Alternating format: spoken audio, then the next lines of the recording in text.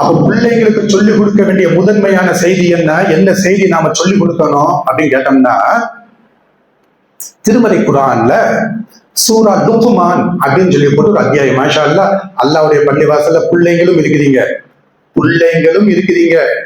பெற்றோர்களும் இருக்கிறீங்க, உப்பாமார்களும் இருக்கிறீங்க.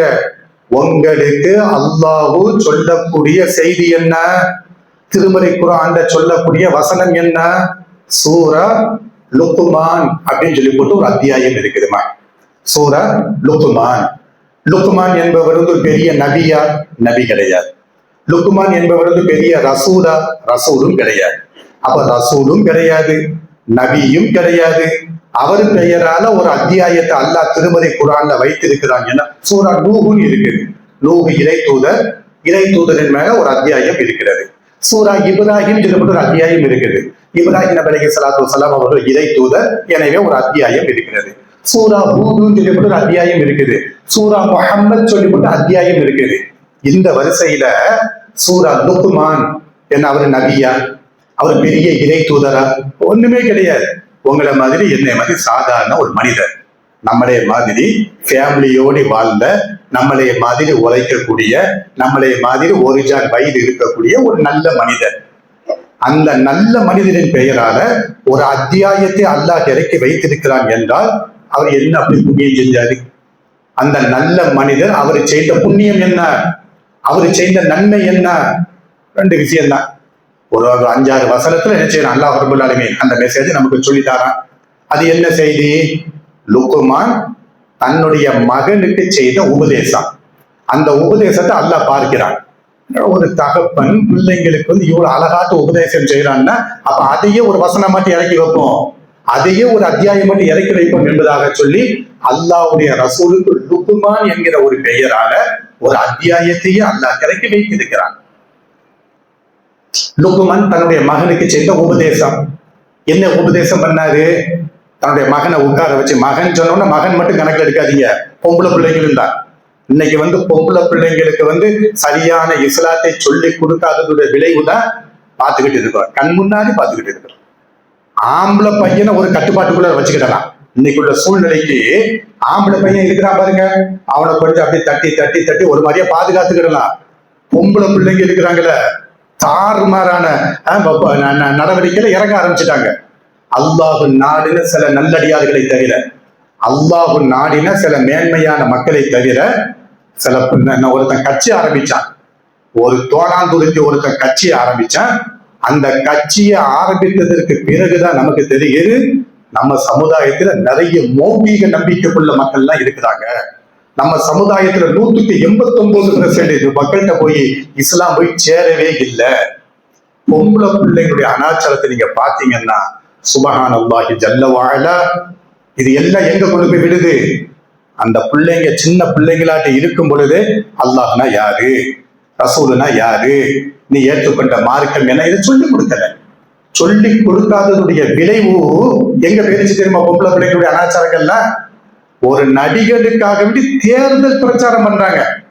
வீட்டுல இருக்க பொம்பளை பிள்ளைங்க ஒரு சினிமா கூத்தாடி அவனுக்கு பைசா கொடுத்தனோம்னா எப்படி நடனம் ஆட வேண்டும் சொன்னோம்னா அப்படி நடனம் ஆடுவான். அவன் எப்படி பேச வேண்டும் என்று சொன்னோம்னா அப்படி பேசுவான். இந்த படத்துல ஒருத்தி கூட கணவனாட்டு நடிப்பான், இன்னொரு படத்துல அவளையே கற்பழிக்கிற மாதிரி நடிப்பான், இன்னொரு படத்துல அவளுக்கே தங்கச்சி ஆட்டி அக்காவை அண்ணன் நாட்டு நடிப்பான். இப்படி கேடுகட்ட சமுதாயம் என்ன சமுதாயம்? Cinema field. கோடம்பாக்கம் இருக்குத, ஹாலிவுட் பாலிவுட் இருக்குத, இது ஆக கச்சடா பிலிம், அது கச்சடா பிசினஸ். அது ஒரு லட்சக்கணக்கான ஊழியர்கள் வேலை பார்க்கக்கூடிய ஒரு பெரிய கம்பெனி. அது ஒரு பெரிய கம்பெனி. அந்த கம்பெனியில இருந்து ஒரு 1.5 மணி நேரம் ஒரு மெசேஜ் ஒரு செகண்ட்ல வெளியில வருதுகிறது என்றால், ஒரு மாவட்டத்துல 50 தியேட்டர் இருக்கிறது என்றால், அந்த 50 தியேட்டர்ல ஒரு தியேட்டர்ல 300 பேர் படம் பார்க்கிறாங்கன்னா கணக்கு எடுத்துக்கிடுங்க. ஒரு மெசேஜ சீக்கிரமாட்டு கொண்டு போய் சேர்க்கக்கூடிய ஒரு அதிகாரம் பலம் உள்ளது என்னது? சினிஃபீல்டு. அந்த சினிஃபீல்டுல இருந்து ஒருவன் என்ன செய்யணும்? அரசியல் கட்சிக்கு வார நம்ம பொம்பளை பிள்ளைங்க. ஃபர்தாங்கிறது இஸ்லாத்துடைய அடையாள சின்னமா இல்லையா? ஃபர்தா என்பது அது இஸ்லாத்தினுடைய அடையாள சின்னமா இல்லையா? அந்த இஸ்லாத்துடைய அடையாள சின்னத்தை போட்டுக்கிட்டு ஒரு நடிகனுக்காக வேண்டி தேர்தல் பிரச்சாரம் பண்ணுகிறார்கள் என்றால் இந்த பொம்பளை சமுதாயம் எங்க போய்கிட்டு இருக்குது? நம்ம வீடு இளம் பெண்கள் 88 வயசு கிளவி 98 வயசு கிளவி அதை பண்ணக்கூடாது. இளம் பெண்கள், இளம் வயதுடைய பெண்கள் அந்த கட்சியினுடைய ஷாலையும் தோல்ல போட்டுக்கிட்டு நோட்டீஸ் கொடுக்குறான், நோட்டீஸ் கொடுக்குறான். இஸ்லாமிய அழைப்பு நோட்டீஸ் என்னைக்காவது கொடுத்திருக்கிறியா? இஸ்லாமிய பொதுக்கூட்ட நிகழ்ச்சியுடைய நோட்டீஸ் என்னைக்காவது கொடுத்திருக்கிறியா? ஏதாவது பிற மத மக்கள்கிட்ட போய் தர்ஜுமத்துல் குர்ஆனை கொடுத்திருக்கிறியா? பிற மத மக்கள்கிட்ட போய் ஒரு ஹதீஸ் நபிமொழியினுடைய புத்தகத்தை கொண்டு போய் கொடுத்திருக்கிறியா? மானங்கட்ட சமுதாயம் இந்த பெண்கள் சமுதாயம். நான் ஆரம்பத்தே சொல்லிட்டேன், அல்லாஹ் நாடின மேன்மையான மக்களை தவிர்த்து போட்டு மற்றபடி நீங்க பாத்தீங்கன்னு வச்சுக்கிடுங்க, சோசியல் மீடியால நீங்க பாத்தீங்கன்னு வச்சுக்கிடுங்க, அப்படி கொடுக்குறான். என் தலைவன் என் அண்ணனுக்கு கொடுங்க. அட யாராவது ஒரு நபிமொழி, ஒரு பிட் நோட்டீஸ் நாளைக்கு நான் உன் கையில தாரேன், வீடு விழா கொண்டு போய் கொடுப்பியா? பாக்குற மக்கள் எல்லாம் கொண்டு போய் கொடுப்பியா? ஒரு இஸ்லாமும் கிடையாது, ஒரு ஈமானும் கிடையாது, ஒரு ஒழுக்கமும் கிடையாது, ஒண்ணும் கிடையாது. நோட்டீஸ் கொடுக்கலாம். ஒருபடி மேல ஏறி சொன்னோம்னா டான்ஸ் ஆடுறாங்க நம்ம பொம்பளைங்க.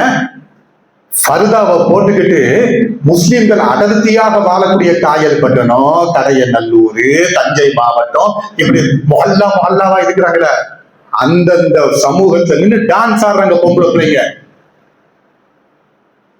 ஒரு பொம்பளை பேட்டி கொடுக்குறா பாருங்க, முகநூல்ல பிற மதத்துல இருக்கக்கூடிய மக்கள் இப்படிதான் பேட்டி கொடுக்குறாங்களாம் பார்த்தா வரமாட்டேங்குது. நம்ம மக்கள் கொடுக்கக்கூடிய பேட்டி என்ன தெரியுமா? ஃபர்தாவை போட்டுக்கிட்டு, ஸ்கார்ஃபை போட்டுக்கிட்டு சொல்றா. என்ன சொல்றா? அதாவது என் வீட்டுல 5 ஓட்டு இருக்குது, எல்லா பயிரும் அதுக்கு தான் போடணும், இல்லைன்னா சாப்பாட்டுல விஷத்தை வச்சு போடுவேன், புருஷன் பக்கத்துல உட்காந்துட்டு நான் அதுக்கு தான் போடுவேன் அப்படின்னு. அப்போ எங்க போகுது நம்ம சமுதாயம்? இந்த சமுதாயத்துல இருக்கக்கூடிய உமராக்களுக்கும் இந்த சமுதாயத்துடைய உலமாக்களுக்கும் இந்த சமூகத்துக்கு என்ன சொல்ல போறீங்க? இந்த சமூகத்துக்கு என்ன சொல்ல போறீங்க? இத்தனை நாள் தஅவா பண்ணிருக்கிறவங்க, இத்தனை நாள் ஏகத்துவ பிரச்சாரத்தை கொண்டு போய் சேர்த்திருக்கிறவங்க, பேசியிருக்கிறவங்க, இவ்வளவு பள்ளிவாசல் இருக்கிறத இந்த பள்ளிவாசல்ல பேசக்கூடிய ஒரு உரை உன் உள்ளத்தை தொடவில்லை என்றால் நீ என்ன பேசுன, நீ என்ன கேட்ட?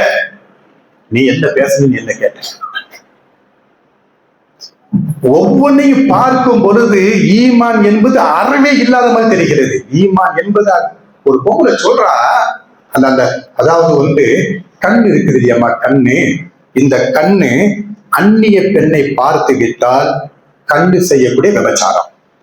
இந்த கை இருக்குது பாருங்க, இந்த கையை அந்நிய பெண்ணை தொட்டி விட்டால் கையை செய்த விபச்சாரம். இப்படி பார்ப்பதற்கும் தொடுவதற்கும் நடந்து போச்சு பாருங்க காலு, இது காலு செய்த விபச்சாரம். மறைவிடம் இதை உண்மைப்படுத்தும். ஒரு பொம்பளை சொல்றா, எனக்கு என் கணவனை விட இவ்வளவு நல்ல பிடிக்கும், உன் மனதால நீ விபச்சாரம் பண்ணியா இல்லையா? அவ என்ன சொல்றா? அந்த பொம்பளை சொல்லக்கூடிய மெசேஜ் என்ன? ஃபர்தாவை போட்டுட்டு, ஸ்கார்ஃபை போட்டுட்டு, கணவன் கிருக்கேன் பக்கத்துல நிக்கிறான், பேவாந்திடுவோம், அவனும் பக்கத்துல நிக்கிறான், வச்சுக்கிட்டு இவ சொல்றா, எனக்கு கணவனை விட, அது அவருக்கே தெரியும், கணவனை விட நல்லா பிடிக்கும், உன் மனசு அப்ப எப்படி விபச்சாரம் பண்ணுது தெரியுதா? அந்த கிருக்கன் கூட்டா கூட போய் உட்கார்ந்துடுவான். அப்ப இவ்வளவு பெரிய அனாச்சாரங்கள், இவ்வளவு பெரிய அட்டுழியங்கள், இவ்வளவு பெரிய சமூகத்துக்கு மத்தியில மறுமை நாளை ஏற்றுக்கொண்டிருக்கிறோம், மறுமை விசாரணையை ஏற்றுக்கொண்டிருக்கிறோம், திருமறை குர்ஆனை வேத நூலாக யாருக்குமே அதை பற்றி ஒரு உணர்ச்சி வரவில்லை என்றால் அது எப்படி நாம் எடுத்துக்கிறது? பகிரங்கமாட்டு பேசுறாங்க, பகிரங்கமாட்டு சொல்றாங்க, பகிரங்கமாட்டு வெட்கம், மானம், ஒண்ணுமே இல்லாம பேசுகிறார்கள் என்றால் அந்த பெண்கள் இருக்கக்கூடிய, அந்த மொஹல்லால் இருக்கக்கூடிய இமாமின் மீது திணிக்கப்பட்ட கடமை என்ன? அதிகாரம் கொடுக்கப்பட்ட மொஹல்லாவாட்டி இருந்தோம்னா அந்த பெண்களின் மீது என்ன ஆக்ஷன் எடுத்திருக்கணும்? சோசியல் மீடியா என்பது ஒரு வீடியோவை அப்லோட் பண்ணி அனுப்பி விட்டுட்டேன்னு வச்சுக்க, அது வேகமாட்டு உலகம் முழுவதும் பதுக்கணும். உன் இஸ்லாத்தை நீ எப்படி கொண்டு போய் மக்கள்கிட்ட கொண்டு போய் சேர்க்கிற?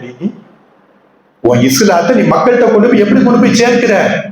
ஒருத்தன் பார்த்தோம்னா பாய்மார்கள் கொண்டாடி பிரச்சனை இல்லை அப்படின்னு சொல்றாங்கன்னா இல்லையா? கீழே கமெண்ட்ஸை படிச்சு பாருங்க, அதுக்கு கீழே வரக்கூடிய கமெண்ட்ஸ்களை படிச்சு பார்த்தோம்னா வேற மாதிரி யோசிக்கிறோம். அப்ப இவ்வளவு பெரிய அனாச்சாரங்களும் இவ்வளவு பெரிய பையன்மார்கள் அப்படி பார்க்கவே முடியல.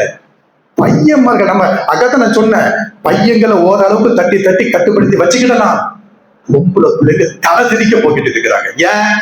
நீ தேர்வு செய்த காலேஜ் அப்படி, நீ தேர்வு செய்த காலேஜ் ஆண்டு விழான்னு சொல்லி போட்டு என்ன செய்யறான் நடத்துறேன். அந்த ஆண்டு விழால உன் பொம்பளை பிள்ளைய டான்ஸ் ஆட விடுறேன்.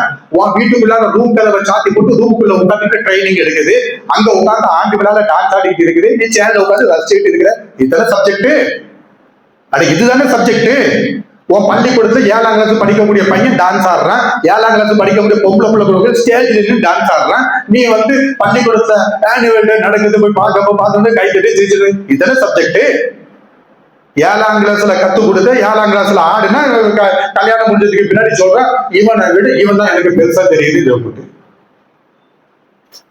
அதுக்காக இஸ்லாம் என்ன சொல்லுகிறது?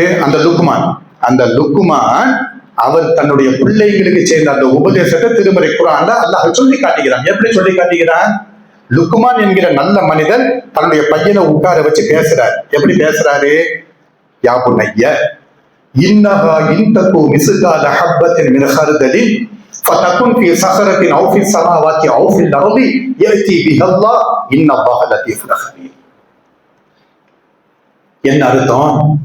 தகப்பன் பிள்ளைங்கள்ட்ட பேசுறாரு. இப்படி பேசியதற்காக வேண்டிதான் அந்த அத்தியாயத்தை அல்லாஹ் இறக்கி வைத்தான். அவர் பேரில பெற்றோர்களாக இருக்கக்கூடிய நாமோ என்னைக்காவது நம்ம பிள்ளைங்களுக்கு நாம பேசி இருக்கிறோமா?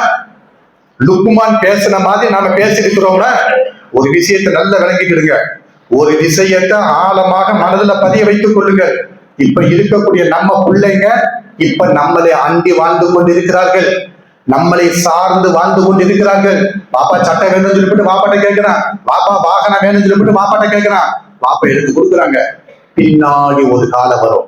அந்த காலத்துல நாம நம்ம பிள்ளைகளை அண்டி வாழ வேண்டிய சூழ்நிலை வரும். நம்ம பிள்ளைகளை சார்ந்து வாழ வேண்டிய சூழ்நிலை வரும். நம்ம பிள்ளைகளுடைய நிழல்ல ஒதுங்க வேண்டிய சூழ்நிலை வரும். அந்த நேரத்துல உன் பிள்ளை உன்னையை கண்ணியமாக நடத்த வேண்டும் என்றால் லுக்குமான் செய்த அந்த உபதேசம் இருக்குது பாருங்க. அந்த உபதேசம் குறைந்தபட்சம் மறுமையில ஜெயிக்கிறது அது 2வது 3வது யோசிப்போம். உனக்கும் வயோதிக வரும், உனக்கும் தள்ளாடு காலம் வரும். அந்த தள்ளாடு கூடிய அந்த காலத்துல உன் பிள்ளைய உன்னைய பராமரிக்க வேண்டும் என்றால், உன் முகம் சுளிக்காம உன்னை பாதுகாக்க வேண்டும் என்றால், லுக்குமான் அந்த நல்ல மனிதன் சொன்ன அந்த உபதேசத்தை நம்ம பிள்ளைங்களுக்கு நாம சொல்லிக்கணும்.